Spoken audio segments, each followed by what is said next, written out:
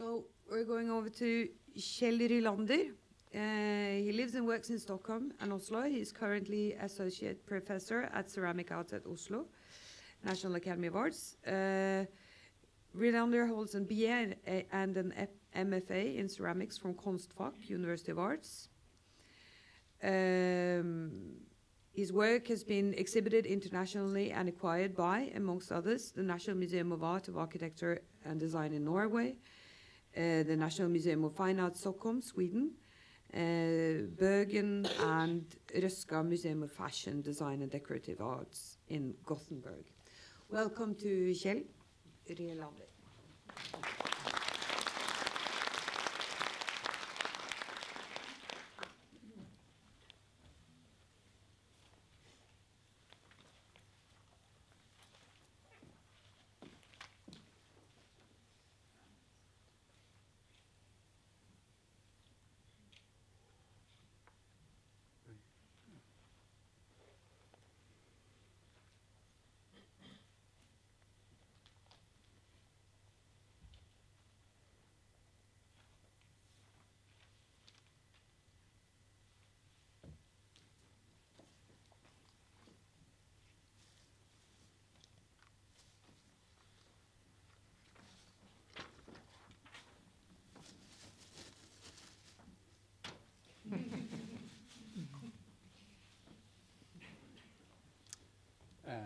Yes, hi. Creative intelligence, how does that sound? Pretentious, perhaps. Of course, you can understand the words in many ways, but for me it connects with me with my childhood, my background, and today I think it is something I have achieved after a work process when I feel I have moved myself a bit through my work. But I have to admit it is far from all the work processes that I get there. I found the words in a text written by the Swedish painter Torsten Andersson. But what does the phrase creative intelligence mean for me, and how do I use it? I would say that it is the question I try to connect with through the work. It is about trying to reach another level of value, trying to change my angles around seeing and reading things, broaden my horizon. What the layers of value can be about, it's hard to say, but if I use the words individual, society, eternity, and moment, it may sound a bit uncalibrated, and that is okay for me. That is as close I can get. But what I mean briefly is that I'm first in a working process with the material and everything connected with that part. And then I'm also the first reader of the work, the object. And it is in that moment, as a reader, I want to have contact with my creative intelligence to see if there are things left to do. As a reader, I'm a part of a very small reading dialogue group. It's me, the clay, and then also my inner voice. During our meetings, we discuss, for example, how do we visualize the relationship between my own personality, my language, and the material's own language, and also what's going on around us in our daily life. And sometimes also, why is all this really important, and to whom is it important? Should I not train to do less instead, and learn myself to be pleased with that? So where do I start? Perhaps with some background information, and after that I will tell you about a project that made me understand a bit more around my creative thinking and my artistic explorations.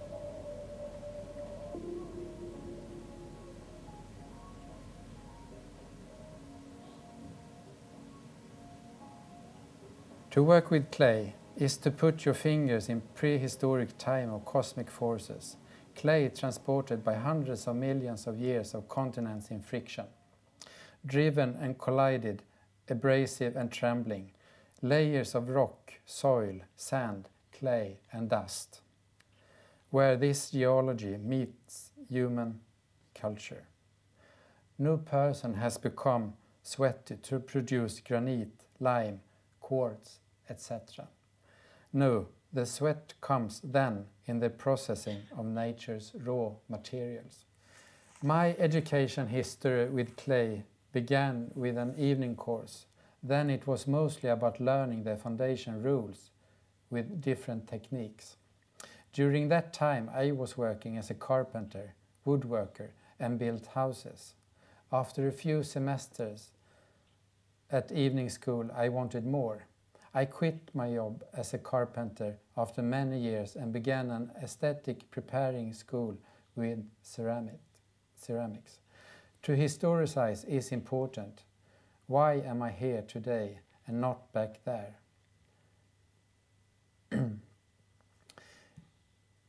If I would say that this clay is not good, then it becomes hard to understand. Well, maybe it doesn't make sense at all. How can clay be good or bad? One conclusion could be that it is only when the clay fills a purpose that I can evaluate that something. If the physical properties of the clay are good, for instance its plasticity and malleability, then it is a good clay. The clay now has purpose beyond its clayness. The clay has gone from a being to be an instrument, the human's instrument. The clay as an instrument has followed the human in her development for thousands of years. And yes, there are many ways to explore the clay. But what is an valuable artistic expression? The aesthetic ideals have changed through history, and so has also my aesthetic judgment made during my working history with the material. I work mostly, you could say, in a materially based way, often in dialogue with the clay and burnt clay, and also with plaster, paper, wood, and sometimes photo. But who am I in relation to those materials? To be in dialogue with materials is, for me, a way of not just express myself and my thoughts through a material.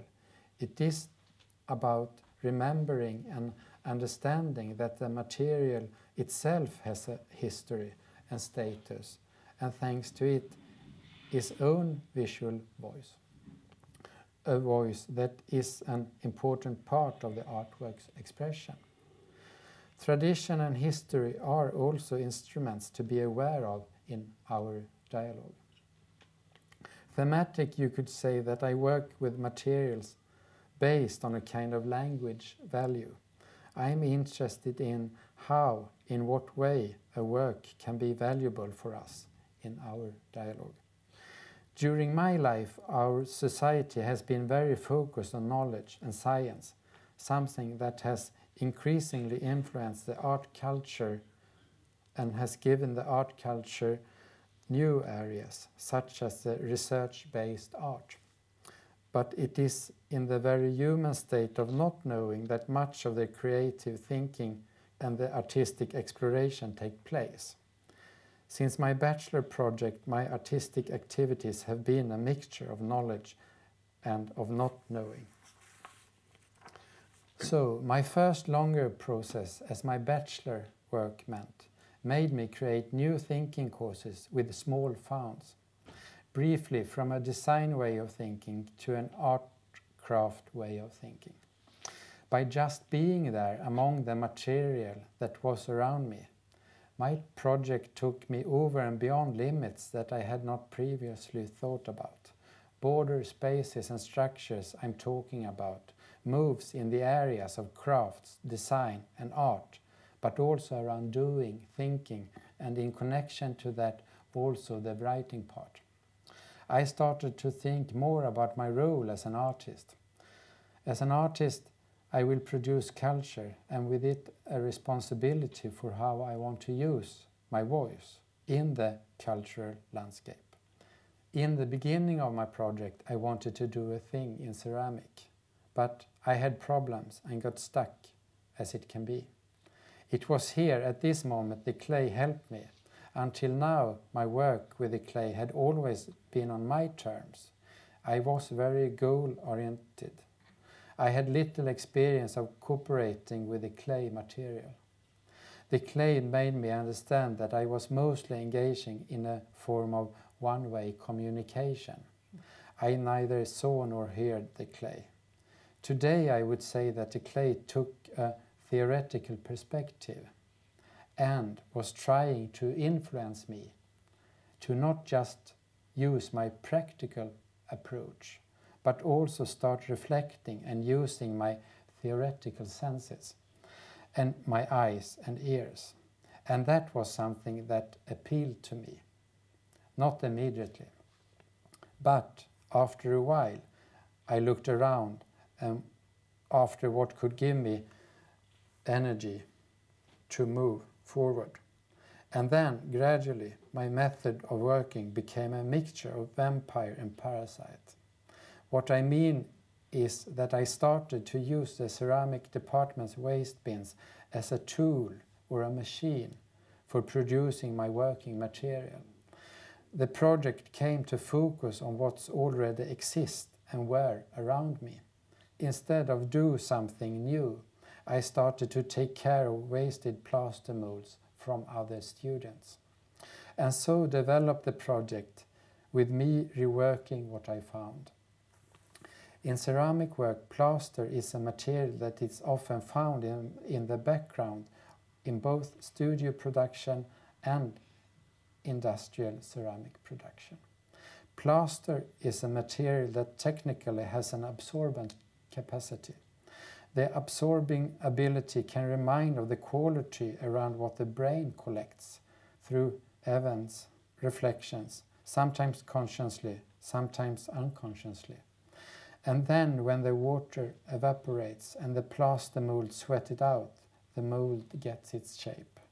And it feels like it's similar to how I work, of all that's around me, and affect me in different ways. In fact, we don't know that much about the human brain, just a small part of the human psyche and the consciousness mysteries. You can say that self-reflection can be found in all art, but even so, it is, at least for me, difficult to speak about artistic experience. The use of plaster came to serve as a metaphor for my thoughts. I first thought about showing the plaster molds on the floor, giving them an architectural sense, body, volume, but I twisted and turned the original idea. The project ended up with removing books and magazines from the shelves in the art school's library and placed the plaster collection there instead. It became a forum library filled with stories. They could not stand there for so long, but I took a lot of pictures that I then created bigger pictures of by placing them next to each other. The plaster objects themselves constitute stories about everything that did not happen, objects that for a short time had played an important role but then been rejected. The plaster material in itself are part of a story where there have been a plan at different times through the people who have been in contact with the material, with the objects, workers, students, and then through me, with the hope of a bigger story. But in the object itself there is no plan, no specific way, no goal. From that working period a sense of construction emerged, that in the structure around the work process try to create space for an unexpected incident, and avoid that too early try to understand what I'm working on, trust my intuition simply. During this project I got a lot of bubbling feelings in my body. I took steps towards areas I had previously not been in contact with, and I liked that. But all of this, of course, I did not understand immediately. Putting words on those bubbling body senses takes time. Reading your own creative work and then formulate words around it is not an easy thing to do. How do I read a three-dimensional shape? In what way tells a plaster mold? A mold in plaster often have an important supporting role, but plays almost never the lead main role.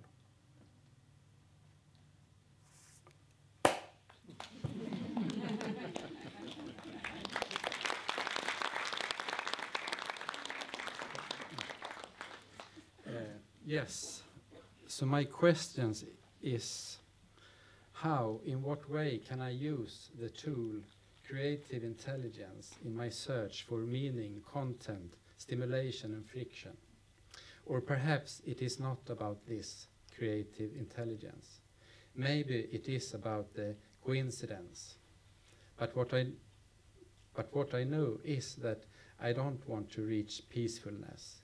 It sounds like something stalled and finished, and so I don't want to see my ceramic works or my artistic activity. Thank you.